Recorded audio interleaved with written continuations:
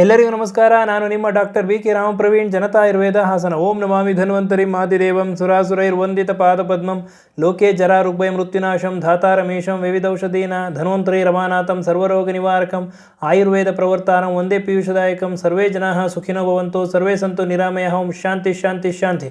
ವೀಕ್ಷಕರೇ, ಇತ್ತೀಚಿನ ದಿನಗಳಲ್ಲಿ ವೆಯ್ಟ್ ರಿಡಕ್ಷನ್ ಅನ್ನೋದು ಒಂದು ಟ್ರೆಂಡ್ ಆಗಿಬಿಟ್ಟಿದೆ. ನೀವು ಯಾರನ್ನೇ ಕೇಳಿ ವೆಯ್ಟ್ ರಿಡ್ಯೂಸ್ ಮಾಡ್ತಾಯಿದ್ದೀನಿ, ಡಯೆಟ್ ಮಾಡ್ತಾಯಿದ್ದೀನಿ, ಹೀಗೆ ವಿಷಯಗಳನ್ನ ಹೇಳಿರ್ತಾರೆ.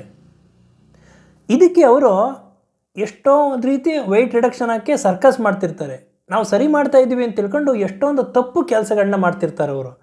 ಇವತ್ತಿನ ಈ ಒಂದು ಸಂಚಿಕೆಯಲ್ಲಿ ಅವ್ರು ಮಾಡ್ತಾ ಇರ್ತಕ್ಕಂತಹ ತಪ್ಪುಗಳು ಯಾವ್ಯಾವುದು, ಅವ್ರಿಗೆ ಗೊತ್ತಿದ್ದೋ ಗೊತ್ತಿಲ್ಲದೇನೋ ಯಾವ ತಪ್ಪು ಮಾಡ್ತಿರ್ತಾರೆ ವೆಯ್ಟ್ ರಿಡಕ್ಷನ್ ಆಗೋದಕ್ಕೆ ಅನ್ನೋದನ್ನು ಇವತ್ತಿನ ಸಂಚಿಕೆಯಲ್ಲಿ ತಿಳಿಸ್ಕೊಡ್ತೀನಿ. ಈ ಥರ ಒಂದು ಕೆಲಸ ಮಾಡೋದ್ರಿಂದ ಅದು ದೇಹಕ್ಕೆ ಮಾರಕವಾಗಿ ತೊಂದರೆಯನ್ನು ಕೊಡ್ತದೆ. ಮೊಟ್ಟ ಮೊದಲನೇದೇನು ಅಂತಂದರೆ ಉಪವಾಸ ಮಾಡ್ತಿರ್ತಾರೆ. ಅವ್ರ ಮೈಂಡಲ್ಲೇನೋ ಉಪವಾಸ ಮಾಡಿಬಿಟ್ರೆ, ಊಟ ಬಿಟ್ಬಿಟ್ರೆ ನಾನು ತೆಳ್ಳಗಾಗ್ತೀನಿ, ಸ್ಲಿಮ್ ಆಗ್ತೀನಿ, ವೆಯ್ಟ್ ರಿಡಕ್ಷನ್ ಆಗ್ತದೆ ಅನ್ನೋದು ಮನೋಭಾವನೆಯಲ್ಲಿ ಅವರು ಊಟ ಬಿಡ್ತಿರ್ತಾರೆ. ಇನ್ನು ಕೆಲವರು ಬರೀ ಲಿಕ್ವಿಡ್ಸಲ್ಲಿ ಇರ್ತಾರೆ. ನೀರು ಕುಡಿಯೋದು, ಜ್ಯೂಸ್ಗಳು ಕುಡಿಯೋದು, ಮಜ್ಜಿಗೆ ಕುಡಿಯೋದು, ಆ ಥರ ಒಂದು ಲಿಕ್ವಿಡ್ಸಲ್ಲಿ ಇರ್ತಾರೆ. ಇನ್ನು ಕೆಲವು ಜನ ಡಿಟಾಕ್ಸ್ ಡ್ರಿಂಕ್ ಅಂತ ಬರುತ್ತೆ, ಆ ಥರ ಡ್ರಿಂಕ್ಸ್ಗಳನ್ನ ಬಾಡಿನ ಶೋಧನ ಮಾಡ್ತಕ್ಕಂತಹ ಒಂದು ಪಾನೀಯಗಳನ್ನ ಸೇವನೆ ಮಾಡ್ತಾರೆ. ಹಾಗೂ ಕೆಲವೊಂದಿಷ್ಟು ಜನ ಎಕ್ಸಸೈಸ್, ಅತಿಯಾದ ವ್ಯಾಯಾಮ, ಅದರಲ್ಲೂ ಕಾರ್ಡಿಯಾಕ್ ಎಕ್ಸಸೈಸ್, ಹೃದಯಕ್ಕೆ ಪ್ರೆಷರ್ ಬೀಳ್ತಕ್ಕಂಥ ಒಂದು ವ್ಯಾಯಾಮಗಳು, ಪ್ರಮುಖವಾಗಿ ಅತಿಯಾಗಿ ಒಂದು ವಾಕಿಂಗ್ ಇರ್ಬೋದು, ರನ್ನಿಂಗ್ ಇರ್ಬೋದು, ಹಾಗೂ ಸೈಕ್ಲಿಂಗ್, ಈ ಥರ ಹೆಚ್ಚೆಚ್ಚು ವ್ಯಾಯಾಮವನ್ನು ಮಾಡ್ತಾರೆ. ಹಾಗೆ ಇನ್ನು ಕೆಲವು ಜನ ಏನು ಮಾಡ್ತಾರೆ ಅಂದರೆ ಲೋ ಫ್ಯಾಟ್ ಡಯೆಟ್ ಅಂತ ಇರ್ತದೆ.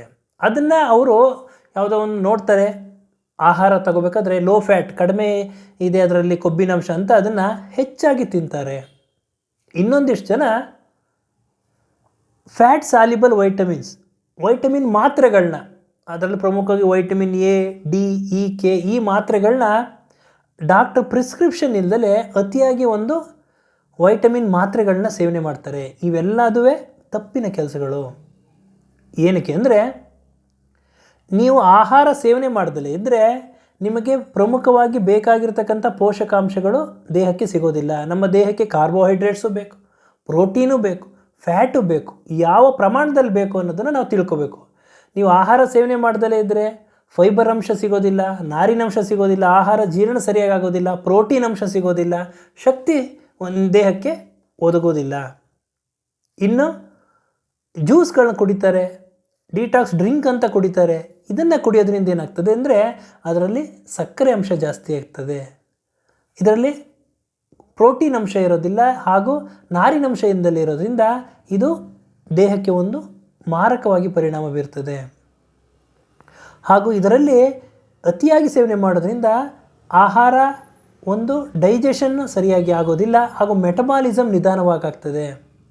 ಹಾಗೂ ಊಟ ಬಿಡೋದ್ರಿಂದ ಏನಾಗುತ್ತೆ ಅಂದರೆ, ಅವರು ಊಟ ಬಿಟ್ಟರೆ ಮುಂದಿನ ಸಲ ಊಟ ಮಾಡಬೇಕಾದ್ರೆ ಅದಕ್ಕಿಂತ ಹೆಚ್ಚು ಹಸುವಾಗಿರ್ತದೆ, ಅವಾಗ ಹೆಚ್ಚಿನ ಆಹಾರ ಸೇವನೆ ಮಾಡ್ತಾರೆ. ಆಗ ಅವರ ಒಂದು ತೂಕದಲ್ಲಿ ಏರುಪೇರಾಗೋ ಸಾಧ್ಯತೆಗಳಿರ್ತದೆ. ಇನ್ನು ಕಾರ್ಡಿಯಾಕ್ ಎಕ್ಸಸೈಸ್, ಅತಿಯಾಗಿ ವ್ಯಾಯಾಮ ಮಾಡೋದು, ಎಕ್ಸಸೈಸ್ ಮಾಡೋದು, ಅತಿಯಾಗಿ ರನ್ನಿಂಗ್ ಮಾಡ್ತಕ್ಕಂಥದ್ದು, ಸೈಕ್ಲಿಂಗ್ ಮಾಡೋದು, ಇದೆಲ್ಲ ಮಾಡೋದ್ರಿಂದ ಏನಾಗ್ತದೆ ಅಂದರೆ ಅರ್ಧಶಕ್ತಿಯ ನಿಷೇ ವಸ್ತು ವ್ಯಾಯಾಮಂ ಕುರ್ವತಸ್ತತ ಅಂತ ಆಯುರ್ವೇದದಲ್ಲಿ ಹೇಳಿದ್ದಾರೆ. ಅಂದರೆ ನಿಮ್ಮ ಶಕ್ತಿ ಎಷ್ಟಿದೆಯೋ ಅದರ ಅರ್ಧ ಶಕ್ತಿಯಷ್ಟು ಮಾತ್ರ ನೀವು ವ್ಯಾಯಾಮ ಮಾಡಬೇಕು. ನಿಮಗೆ ಶಕ್ತಿ ಮೀರಿ ವ್ಯಾಯಾಮ ಮಾಡೋದ್ರಿಂದ ಏನಾಗ್ತದೆ ಅಂದರೆ ದೇಹದಲ್ಲಿ ಕಾರ್ಟಿಸಾಲ್ ಅಂತ ಹಾರ್ಮೋನು ಉತ್ಪತ್ತಿ ಜಾಸ್ತಿ ಆಗ್ತದೆ. ಇದು ನಮಗೆ ಏನು ಮಾಡ್ತದೆ ಅಂದರೆ, ಇದು ಹೆಚ್ಚಾದಾಗ ಏನಾಗ್ತದೆ ಅಂದರೆ ಸ್ಟ್ರೆಸ್, ಒತ್ತಡ ಬೀಳ್ತದೆ, ಮಾಂಸಖಂಡಗಳಿಗೆ, ಸ್ನಾಯುಗಳು ಹಾನಿಯಾಗುವ ಸಾಧ್ಯತೆಗಳು ಹೆಚ್ಚಿರ್ತದೆ.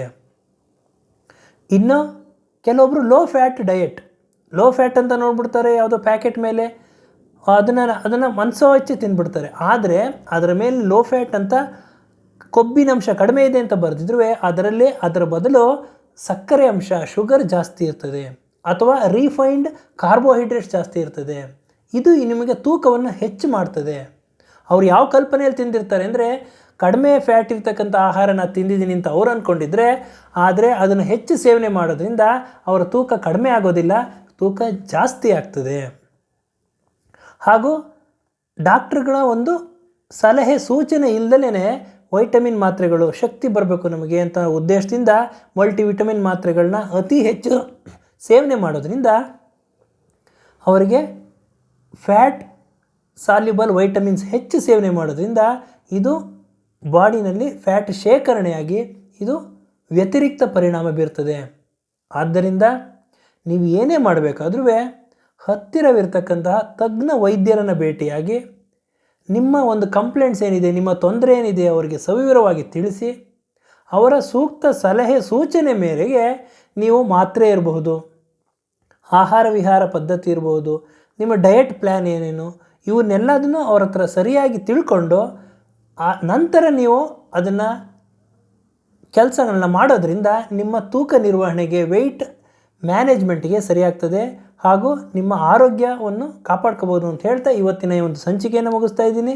ನನ್ನ ಈ ವಿಡಿಯೋ ತಮಗೆ ಇಷ್ಟವಾಗಿದ್ದಲ್ಲಿ ಲೈಕ್ ಮಾಡಿ, ಶೇರ್ ಮಾಡಿ ಹಾಗೂ ನನ್ನ ಎಲ್ಲ ಮುಂದಿನ ವಿಡಿಯೋಗಳಿಗಾಗಿ ಸಬ್ಸ್ಕ್ರೈಬ್ ಮಾಡಿ. ಧನ್ಯವಾದ.